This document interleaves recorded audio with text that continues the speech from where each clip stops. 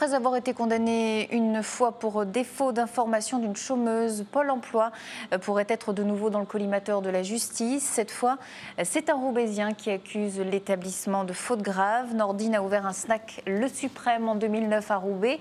Il a pris 3 salariés en contrat aidé, mais Pôle emploi ne lui a pas versé ses remboursements de charges anticipés.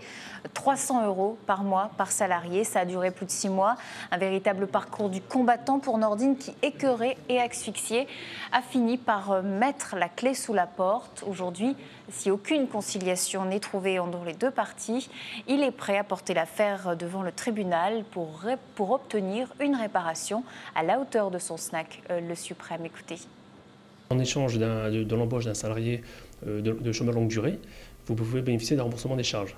Donc les dossiers ont été faits, les contrats ont été faits à Pôle emploi, les dossiers ont été remplis par le personnel de Pôle emploi. Et le problème, c'est que les dossiers n'ont jamais été transférés à l'ASP, l'organisme de paiement, contrairement à ce qu'on m'avait dit depuis le début. Monsieur Recham, pendant 1 an et demi, 2 ans, va attendre, malgré ces différentes relances, va attendre d'avoir ces aides qui vont intervenir là très partiellement en début d'année. Et donc aujourd'hui, monsieur Recham a dû fermer boutique à cause du non-versement de ces aides par Pôle emploi.